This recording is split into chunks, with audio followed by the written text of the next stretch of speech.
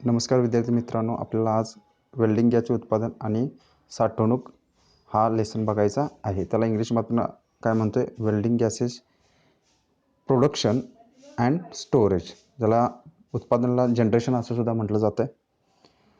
वेल्डिंगसाठी आपल्याला कुठले गॅस उपयोगात येतात तर ऑक्सिजन, ज्याला आपण हेल्पिंग गॅस म्हणतोय, फ्युएल गॅस म्हणजे जळणार गॅस, त्याला ॲसिटिल म्हणतोय. या दोन गॅसची निर्मिती आणि त्याची साठवणूक कशी केली जाते या पाठामध्ये बघायचं आहे.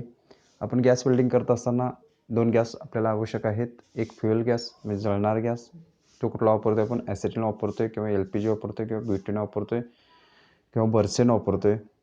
त्यानंतर त्याला मदत करणारा हेल्पिंग गॅस ज्योत तयार करण्यासाठी कुठला गॅसची आवश्यकता असते तर ऑक्सिजनची या गॅसची काय असते, आवश्यकता असते.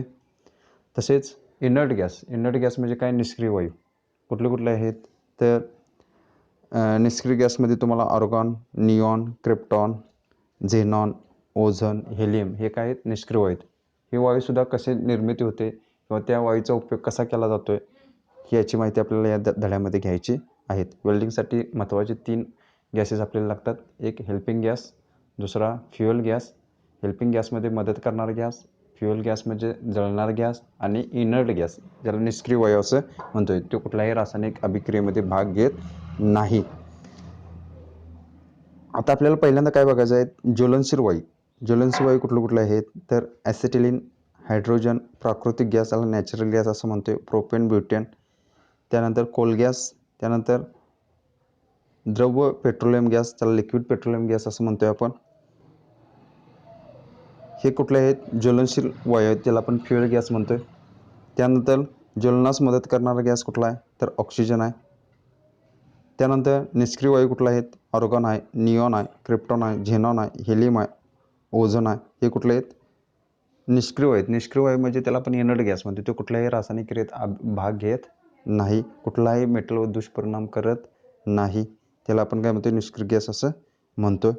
त्यानंतर ऑक्सिजन, ज्याला आपण हेल्पिंग गॅस असं म्हणतोय, जो काय करतोय, हेल्पिंग म्हणजे मदत करतोय, ज्वलन करण्यासाठी काय करतोय, मदत करतोय. त्याची रासायनिक संज्ञा कुठल्या आहे, O2. कुठल्या आहे, O2. तुम्हाला परीक्षेला विचारला जाईल की रासायनिक संज्ञा कुठली आहे त्याची, तर O2 आहे. 100% हा प्रश्न बऱ्याच परीक्षेला विचारला जातो. त्यानंतर ऑक्सिजन वायूचे गुणधर्म, प्रॉपर्टीज ऑफ ऑक्सिजन गॅस, त्याचे काय गुणधर्म आहेत ते आपल्याला बघायचे आहेत. ऑक्सिजन अणूचे वजन 16 आहे. विशिष्ट गुरुत्व कसं आहे, 32 अंश फॅरनहीटला. सर्वसाधारण वातावरणाच्या दाबाला 1.153 असते. गरम धातूच्या संपर्काला ऑक्सिडेशन होते. ऑक्सिजन रंग, वास, चव नाही. कुठल्याही प्रकारचा रंग किंवा वास किंवा चव नाही. पाण्यात विरघळतो. द्रव ऑक्सिजनचा कलर कसा आहे, निळा आहे.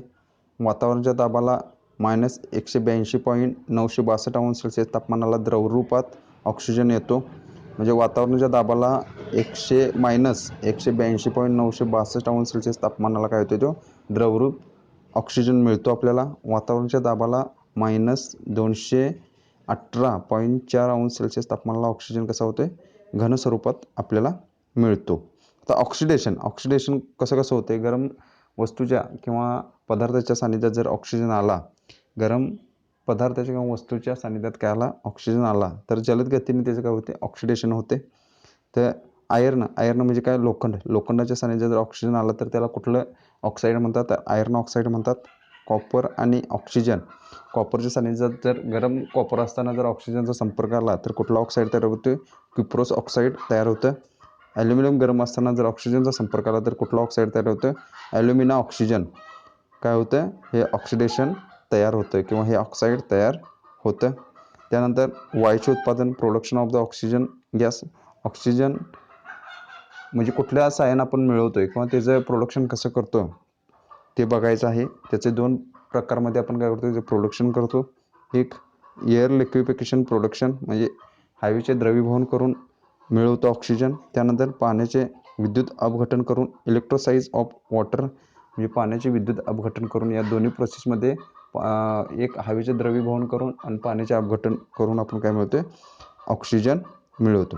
आता वातावरणामध्ये असणाऱ्या वायू त्यांचं काय बघायचं आपल्याला, उत्कलन बिंदू असेल किंवा ते वायू कुठले कुठले आहेत, किती प्रमाणात वातावरणामध्ये आहेत ते बघायचं आहे. तर वातावरणातील असणारे घटक कुठले कुठले वायू आहेत वातावरणात, तर पहिला आहे तो नायट्रोजन आहे, त्यानंतर ऑक्सिजन आहे, त्यानंतर ऑर्गन आहे, त्यानंतर निऑन आहे, हेलियम आहे, क्रिप्टॉन आहे, झेनॉन आहे, हायड्रोजन आहे, कार्बन डायऑक्साईड. हे काय आहेत वातावरणातील घटक आहेत. त्यानंतर त्याचं प्रमाण कसं आहे बघा. नायट्रोजनचं प्रमाण किती आहे, 78.03 ऑक्सिजनचं किती आहे, 20.93, ऑर्गॉनचं किती आहे, 0.9325, निऑनचं किती आहे, 0.0018, हेलियमचं किती आहे, 0.005, क्रिप्टॉनचं किती आहे, 0.001, झेनॉनचं किती आहे, 0.00009, हायड्रोजन 0.0005 आणि कार्बन डायऑक्साईड 0.03000 एवढा आहे. आता यांचं बॉइलिंग पॉईंट बघायचं आपल्याला. नायट्रोजनचं किती आहे बॉइलिंग पॉईंट, -195.80, ऑक्सिजनचं किती आहे, 182.96 आणि ऑर्गॉनचं किती आहे, 185.70. प्रत्येकाचं बॉइलिंग पॉईंट ते जे आहे ते कसं आहेत वेगवेगळं आहेत. प्रत्येकाचं बॉइलिंग पॉईंट आहेत ते कसं आहेत वेगवेगळं आहेत.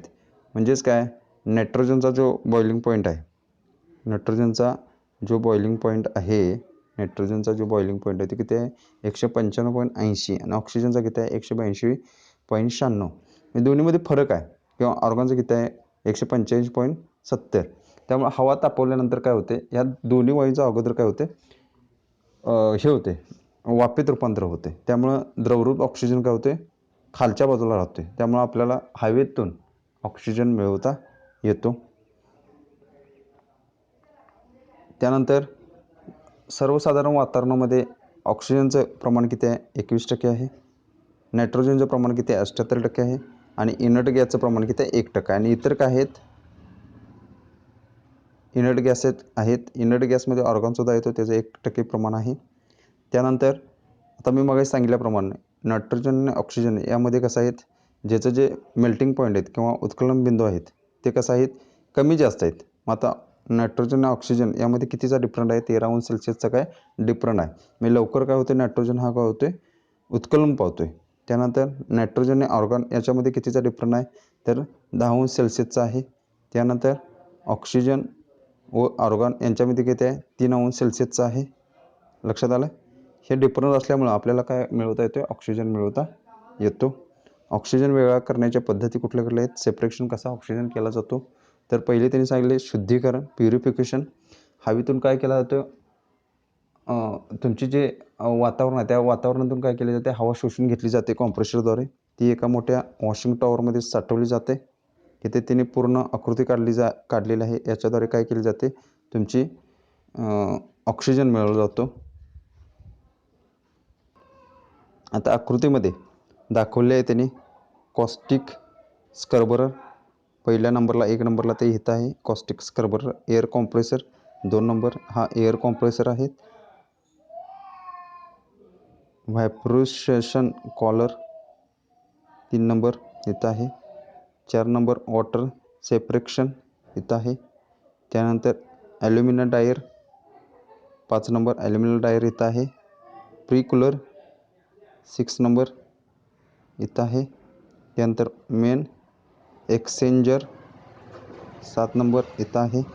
त्यानंतर pure liquidation wastage nitrogen cooler 8 number इथं आहे. त्यानंतर ॲसेटिल ॲब्स्क्रेबर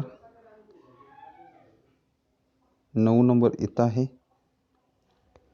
रेक्टिफिकेशन कॉलिमन 10 नंबर इथं आहे. आणि पंप इथं आहे. ही पूर्ण आकृती आपण बघितलेली आहे. या आकृतीद्वारे आपण काय केलं जातं, ऑक्सिजन वेगळा केला आहे. या आकृतीचं एवढं काय विचारलं जात नाही, फक्त ऑक्सिजनची रासायनिक संज्ञा कशी आहे आणि ऑक्सिजन कुठल्या 2 पद्धतीद्वारे काय केला जातो, गोळा केला जातो, एवढंच परीक्षेला विचारलं जातं. कॉम्प्रेसरद्वारे तुमची काय केली जाते, हवा एका ह्याच्यामध्ये वॉशिंग टॉवरमध्ये काय केली जाते, घेतली जाते, ती साठवली जाते आणि तिला शुद्ध केली जाते. शुद्ध करण्यासाठी काय केली जाते, ते कॉस्टिक सोड्यात टाकली जाते. कॉस्टिक सोड्यात टाकल्यामुळे काय होते, कार्बन डायऑक्साईड आणि धूळ काढली जाते. आणि ती पुन्हा काय केली जाते 150 वातावरणाच्या दाबाने काय केलं जातं ऑइल पंजिंग सिलेंडर किंवा ॲल्युमिनियम ड्रायमधून सोडले असता राहिलेलं कार्बन डायऑक्साईड आणि काय केलं जाते बाष्प सोडली जाते. म्हणजे काय केले जाते कॉम्प्रेसरद्वारे पहिल्यांदा काय केले जाते हवा साठवली जाते. हवा साठवल्यानंतर काय केली जाते त्यामध्ये कॉस्टिक सोडा टाकला जातो. कॉस्टिक सोडा टाकल्यामध्ये कार्बन डायऑक्साईड आणि धूळ काढली जाते. परत ती 150 वातावरणाच्या दाबाने ऑइल पंजिंग सिलेंडर आणि ॲल्युमिनियम ड्रायरमधून सोडली असता राहिलेला कार्बन डायऑक्साईड काय केला जातो बाहेर शोषला जातो किंवा जे असेल ती बाष्प काय केली जाते शोषली जाते. त्यानंतर द्रवीकरण शुद्ध स्वच्छ केलेली हवा लिक्विफिकेशन कॉलममध्ये गेल्यानंतर तिला थंड करून द्रवात रूपांतरित करतात. शुद्ध केलेली हवा काय करतात लिक्विफिकेशन कॉलममध्ये गेल्यानंतर ती थंड करून द्रवात रूपांतरित करतात. थंड केल्यानंतर ती कशात रूपांतर होते द्रवात रूपांतरित होते. ऑक्सिजन अर्क काढणे द्रवाचे वाफेत रूपांतर करतात आणि वाफेतून काय करतात नायट्रोजन ऑर्गॉन आणि ऑक्सिजन वेगळा केला जातो. म्हणजेच काय प्रत्येकाचा मेल्टिंग पॉईंट कसा आहे वेगवेगळा आहेत. त्यामुळे काय केलं जाते नायट्रोजन ऑक्सिजन आणि ऑर्गॉन काय केला जातो वेगळा केला जातो आहे. आता नायट्रोजनचा बॉइलिंग पॉईंट तुम्ही किती आहे 195.8 अंश सेल्सिअस. त्यामुळे ते काय होते लवकर मेल्टिंग होतो. त्यानंतर ऑर्गॉनचा किती आहे 185.70 अंश सेल्सिअस असल्यामुळे मायनस 185.70 अंश सेल्सिअस असल्यामुळे नायट्रोजनचे काय होते अगोदर वाफ होते. तसेच ऑर्गॉनचे होते. त्यानंतर नायट्रोजन -195.8 अंश सेल्सिअस आहे. त्यामुळे ते अगोदर काय होते बॉइलिंग होतं आणि त्याची वाफ तयार होते. त्यानंतर -185.70 अंश सेल्सिअस ऑर्गॉनचे काय होते बॉइलिंग होऊन काय होते वाफ तयार होते आणि तळाला काय शिल्लक राहतोय 182.96चा काय राहतोय द्रवरूप ऑक्सिजन शिल्लक राहतो. नंतर त्याला काय केलं जाते द्रवरूप ऑक्सिजन हिटिंग कॉईलमध्ये सोडल्यानंतर द्रवरूपचे रूपांतर कशामध्ये हिटिंग कॉईलमध्ये सोडल्यानंतर त्याला हिटिंग कॉईलमध्ये काय होणार द्रवरूप ऑक्सिजन काय होणार गरम होणार आणि गरम झाल्यानंतर काय होतं त्याचं वायुरूप रूपांतर होणार आणि तो काय होणार टँकमध्ये जमा करणार. पण टँकमध्ये काय होणार जमा झालेला ऑक्सिजन आपण टाकीमध्ये काय होणार भरणार सिलेंडरमध्ये काय होणार तो आपण भरणार. द्रवरूप ऑक्सिजनपासून 750 लिटर वायुरूपात ऑक्सिजन मिळतो. एक व्हॉल्यूम द्रवरूप ऑक्सिजनपासून 860 लिटर काय होते ऑक्सिजन आपल्याला मिळतो. एक व्हॉल्यूम द्रवरूप ऑक्सिजनपासून आपल्याला 860 लिटर वायुरूप ऑक्सिजन मिळतो. तिने आपण जे ऑक्सिजन द्रवरूप ऑक्सिजन असेल तो साठवतोय त्याची तिने आकृती काढलेली आहे. त्या आकृतीची आपण काय करूया माहिती घेऊया. सुरुवातीला तिने कंटेंट्स इंडिकेशन्स इथं तिने पॉईंट दाखवला आहे. सेफ्टी व्हॉल्व दाखवला आहे सुरक्षित valve. Gases oxygen outlet oxygen काय होतं इथून बाहेर पडला जातो. आउटर कास्टिंग म्हणजे बॉडी आहे ती. सपोर्ट खालच्या बाजूला जो सपोर्ट दिला आहे तो. त्यानंतर लिक्विड विड्रॉल लाईन म्हणजे तुमचा जर गॅस बाहेर जात असेल तर ती लाईनवर काय होतात खुणा दिसतात किंवा किती गॅस कमी झाला ते दिसतं किंवा किती जास्त गॅस वाढला हा दिसतं. वायपोरायझर इन्सुलेशन त्यानंतर liquid oxygen filing connection liquid oxygen काय होतं हा जो येतो ते कनेक्शन त्यांनी दाखवलेलं आहे.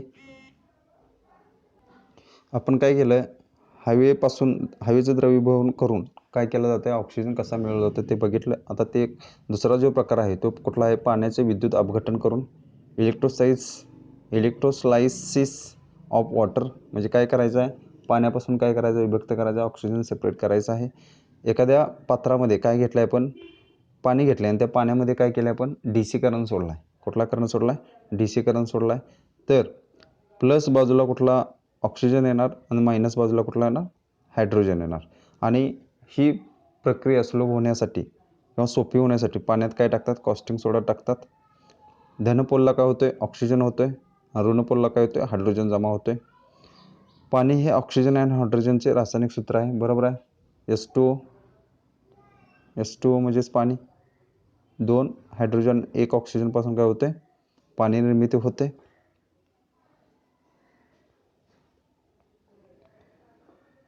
त्यानंतर पाण्यात वजनी 79% ऑक्सिजन असतो. मग पाण्यात किती वजनी ऑक्सिजन असते तर 89% ऑक्सिजन असतो.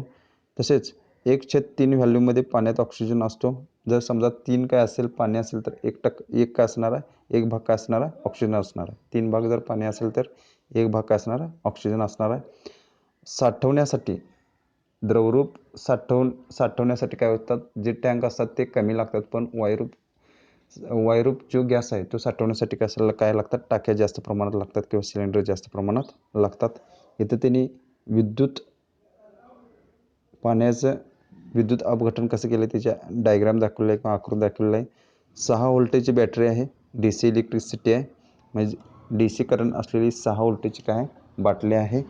त्यानंतर वॉटर विथ इलेक्ट्रोस्लायसिस म्हणजे इलेक्ट्रोसायसिसचं जे द्रावण आहे ते घेतलेलं आहे त्यांनी. इथं ॲमीटर आहे, तिथं काय आहे, ॲमीटर आहे. त्यानंतर इथं स्विच आहे. हायड्रोजन आणि ऑक्सिजन कसा जमा होतो आहे, DC करंट सोडल्यानंतर पाण्यामध्ये प्लसला ऑक्सिजन आणि मायनसला हायड्रोजन जमा होतो. आपण पाण्यापासून कसा ऑक्सिजन सेपरेट केला जातो किंवा विलग केला जातो हे बघितलं आहे.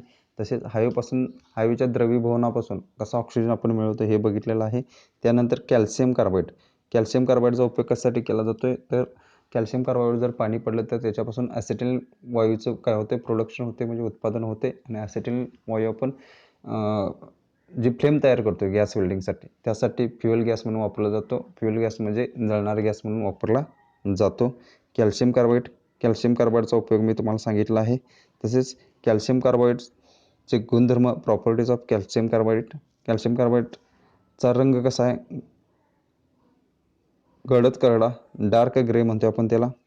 आणि कॅल्शियम कार्बाईड कसा आहे, ठिसूळ आहे, त्याला ब्रिटलनेस म्हणतो आपण. कॅल्शियम कार्बाईडची घनता किती आहे, 2.22 ते 2.26 ग्रॅम पर घन सेमी आहे. कॅल्शियम कार्बाईड रॉकेलमध्ये विरघळत नाही, म्हणून कक्ष तापमानाला काय करतात, कॅल्शियम कार्बाईड रॉकेलमध्ये ठेवतात. तुमचं जे कॅल्शियम कार्बाईड आहे ते उघड्यावर ठेवून चालत नाही. त्याला जर उष्णता लागली, किंवा तुमचं जर घरातलं जर टेम्परेचर किंवा हवेचं जर टेम्परेचर वाढलं तर त्याचं काय होतं, आगीत रूपांतर होते. म्हणून कॅल्शियम कार्बाईड बंद पेटीत किंवा रॉकेलमध्ये ठेवतात किंवा केरोसिनमध्ये ठेवतात. ते केरोसिनमध्ये विरघळत नाही. कॅल्शियम कार्बाईडचा वातावरणाशी जर संबंध आला तर ते काय होते, आर्द्रता शोषून घेते. आर्द्रता शोषल्यामुळे काय होते, त्याचं चुन्यात रूपांतर होते. स्लॅक्ड लाईम निर्माण होते. तुम्हाला परीक्षेला प्रश्न विचारला जाईल, जर समजा वातावरणात जर कॅल्शियम कार्बाईड ठेवला तर ते काय होते, आर्द्रता शोषून घेते आणि त्याचं रूपांतर कसे होते, स्लॅक्ड लाईममध्ये होते, म्हणजे खाळ चुन्यामध्ये होते. कशामध्ये होते, खाळ चुन्यामध्ये होते. कॅल्शियम कार्बाईडचे संयोजन आपल्याला काय बघायचं आहे, कॅल्शियम कार्बाईडचे संयोजन. Composition of calcium Carbide. Calcium Carbide हे कसं आहे, त्याचं रासायनिक संज्ञा काय आहे, तर CaC2. काय संज्ञा आहे, CaC2 परीक्षेला विचारलं जाते. Ca म्हणजे काय, कॅल्शियम, आणि C2 म्हणजे काय, कार्बन. लक्षात येते का, इथं त्यांनी सांगितलं आहे कॅल्शियम Ca आणि कार्बनचे किती आहेत, 2 भाग आहेत, हा 2.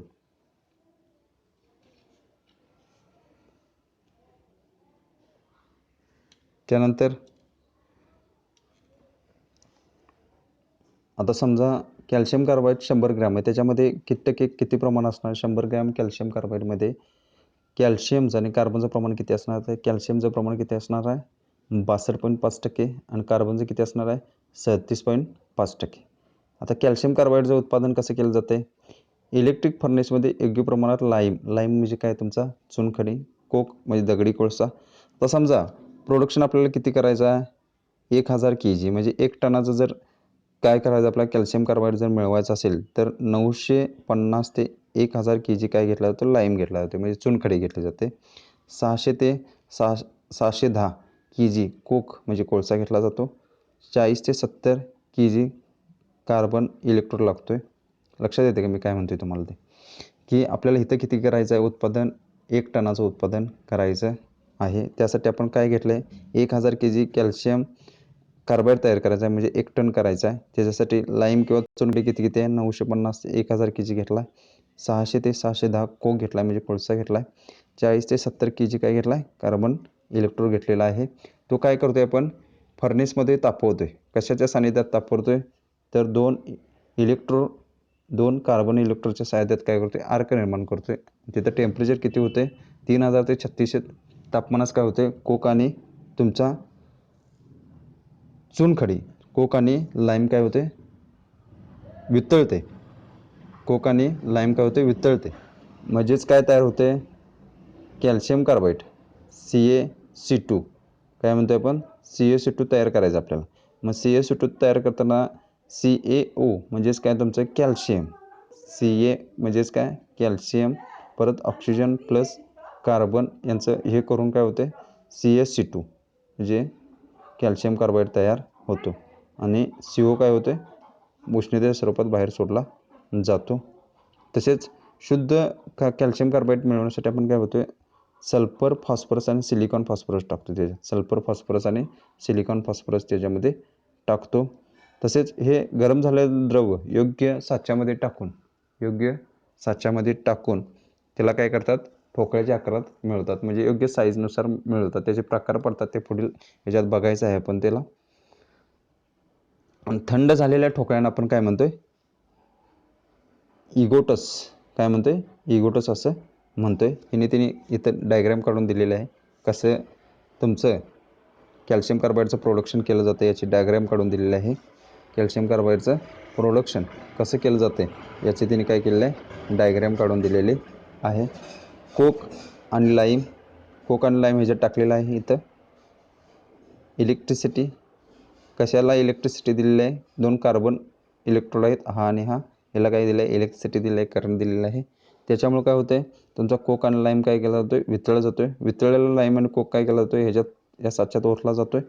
त्याला molten calcium Carbide in ingots म्हणजे काय त्या आकाराचं म्हणजे ज्या आकाराचं आपल्याला पाहिजे त्या आकाराचं काय केलं जातं कॅल्शियम कार्बाईड काय केलं जातं ओतलं जातं म्हणजे साच्यानुसार तयार केलं जातं. परत हे कॅल्शियम कार्बाईड ह्याच्यातून सोडून ते ग्राइंड केलं जातं आणि इथं काय केलं जातं airtight packed into airtight drum म्हणजे ज्याला हवा लागणार नाही अशामध्ये ते काय केलं जातं पॅक केलं जातं.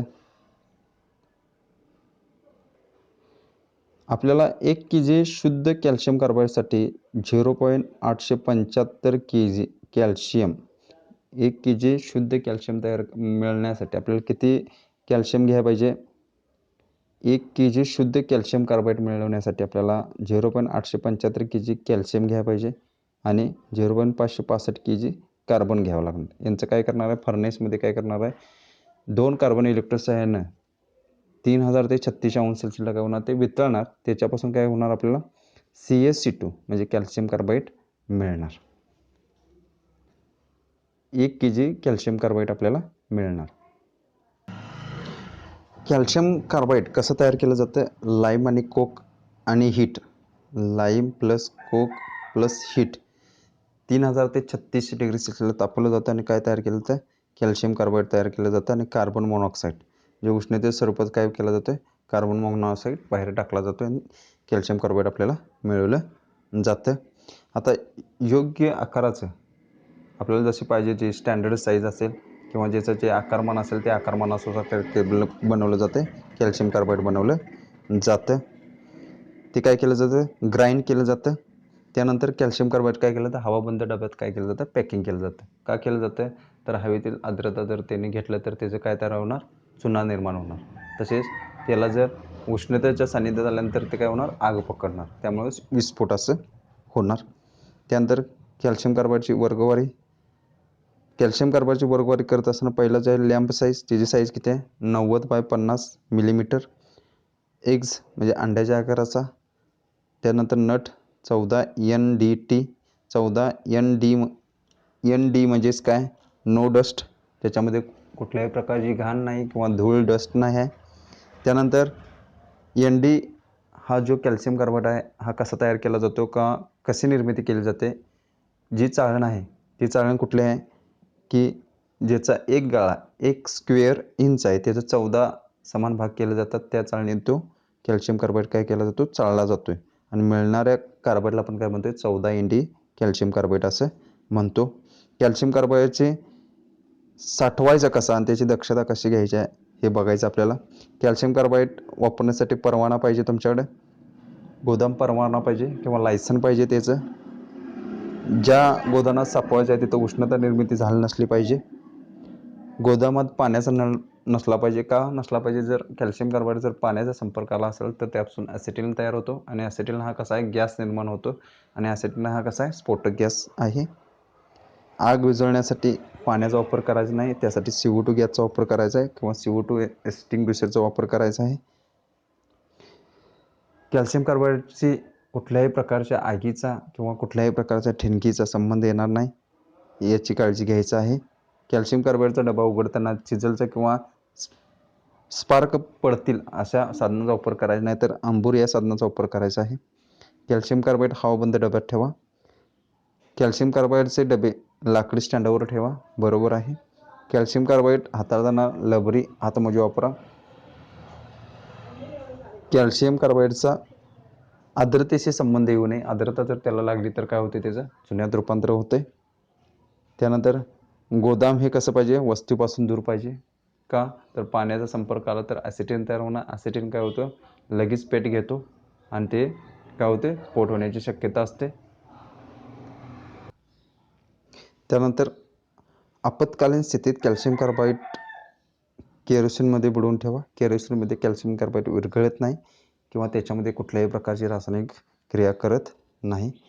कॅल्शियम कार्बाईड गोदामाला आग लागल्यास विझवण्यासाठी पाण्याचा वापर करू नका, कारण पाणी जर पडलं त्यावर तर काय होते, ॲसिटिलीन वायू तयार होतो आणि ॲसिटिलीन वायू कसा आहे, विस्फोटक आहे.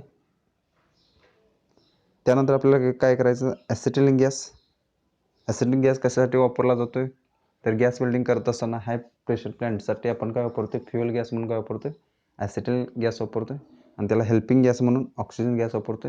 या दोन्हींचं योग्य प्रमाणात आपण काय करतो, प्रमाण घेतो आहे, योग्य गॅसचं प्रमाण घेतो आणि काय करतो, फ्लेम तयार करतो. तर मिळणारं फ्लेमचं तापमान आपल्याला हाय प्रेशर प्लॅन्टद्वारे किती डिग्री सेल्सिअस मिळते, तर 31 डिग्री सेल्सिअस ते 33 डिग्री सेल्सिअस मिळते. आपण बघितलं आहेत कुठल्या फ्लेम तयार होतात. तर पहिली आहे ती कार्बोरायझिंग फ्लेम, त्याचं टेम्परेचर किती आहे, 31 डिग्री सेल्सिअस. त्यानंतर दुसरे आहे ते न्यूट्रल फ्लेम, त्याचं किती आहे, 32 डिग्री सेल्सिअस. तिसरे आहे ते ऑक्सिडायझिंग फ्लेम, त्याची किती आहे, 33 डिग्री सेल्सिअस. या टेम्परेचरनुसार आपल्याला काय होते, विविध धातूचे जे मेल्टिंग पॉईंट वेगवेगळे आहेत त्यानुसार धातू काय करता येते, आपण सेपरेट फ्लेम वापरून वेल्डिंग किंवा कटिंगची क्रिया केली जाते. आता ॲसिटिलीनची रासायनिक संज्ञा कुठल्या आहे, C2H2 आहे.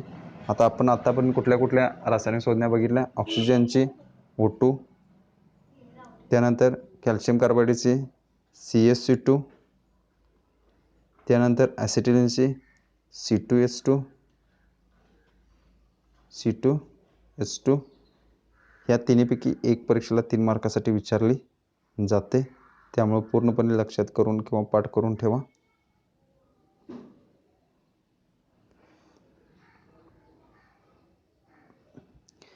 त्यानंतर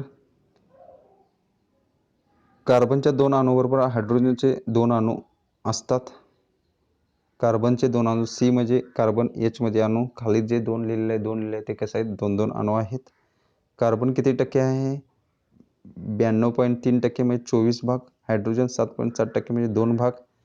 ॲसिटिलीन वायूचे लक्षण किंवा गुणधर्म काय आहेत ते बघायचे आहेत. त्याला कोणत्याही प्रकारचा रंग नाही, वजनाला हवेपेक्षा हलका आहे, हवेशी तुलना करता विशिष्ट गुरुत्व फिजिकल ग्रॅव्हिटी 0.9056 आहे, अतिशय ज्वलनशील आहे, लसणासारखा उग्रवास आहे, पाण्यात आणि अल्कोहोलमध्ये कमी प्रमाणात विरघळतो. हवेमध्ये त्याचे प्रमाण 3 ते 80 झाल्यास साध्या ठिणगीने सुद्धा स्फोट होऊ शकतो. अशुद्ध ॲसिटिलीनचा कॉपरशी संयोग झाल्यास, म्हणजे कॉपरशी संयोग झाल्यावर काय होते, स्फोट होते. काय होते, स्फोट होते. कॉपरशी समजा ॲसिटिलीनचा संयोग झाल्यास कॉपर ॲसिटिलाइट तयार होते, हे अतिशय स्फोटक असते. ॲसिटिलीनचा जर कॉपरशी संपर्क आला तर काय होते, ॲसिटिलाइट हे काय होते, स्फोटक तयार होते, बरोबर आहे. म्हणून अशी जे आपला जो ॲसिटिलीन आहे ते वाहण्यासाठी कॉपरच्या पाईप वापरू नयेत. त्यानंतर फ्री स्टेट करताना सुरक्षित प्रेशर 1 kg/सेमी² असावे. हवेत 50% किंवा त्यापेक्षा जास्त ॲसिटिलीन मिळाल्यास, म्हणजे काय असेल, ऑक्सिजन किती आहे, 21% आहे, तर काय झालं आहे, ॲसिटिलीन हवेत मिळालं तर काय होते, गुदमारते माणूस किंवा श्वास घेण्यात त्रास निर्माण होतो. त्यानंतर या वायूचे सर्वसाधारण तापमान 20 अंश सेल्सिअसला specific weight normal temperature pressure NTP असं म्हणतोय. नॉर्मल टेम्परेचर प्रेशरला ते किती असते तर 1.091 kg/semi² आहे. पाण्याचे नॉर्मल प्रेशर किती आहे 760 मिलीमीटर किंवा 1 kg/semi² आहे. इथे आपल्याला ऑक्सिजनचं प्रोडक्शन कसं केलं जातं ते आपण बघितलं आहे. ऑक्सिजनचं प्रोडक्शन 2 प्रकारे केलं जातं. एक हवेचं द्रवीभवन करून, त्यानंतर पाण्याचे अपघटन करून. त्यानंतर आपण काय पाहिलं, कॅल्शियम कार्बाईड. कॅल्शियम कार्बाईडचं निर्मिती कशी केली जाते तर कॅल्शियम आणि कोक यांचं काय केलं जातं, योग्य मिश्रण घेतलं जातं, ते फर्नेसमध्ये टाकलं जातं. 300 ते 336 डिग्री सेल्सिअस 3000 ते 36 डिग्री सेल्सिअसला काय केलं जातं, हे तापवलं जातं. तापवल्यानंतर त्याचं काय केलं जातं, जे विघटक आहेत, जे काय आहेत घाण आहे ती काढली जाते. धूळ डस्ट असेल ते काय केलं जाते, काढली जाते आणि स्वच्छ काय केलं जाते, कॅल्शियम कार्बाईड मिळवलं जातं. कॅल्शियम कार्बाईडचे गुणधर्म कुठलेले आहेत ते बघितलं आहे. ॲसिटिलीन वायूचे गुणधर्म कुठलेले आहेत ते बघितलं आहे. इथे आपला ऑक्सिजन निर्मिती, कॅल्शियम कार्बाईडचे गुणधर्म आणि ॲसिटिलीनचे गुणधर्म एवढं आपण पाहिलेलं आहे. धन्यवाद.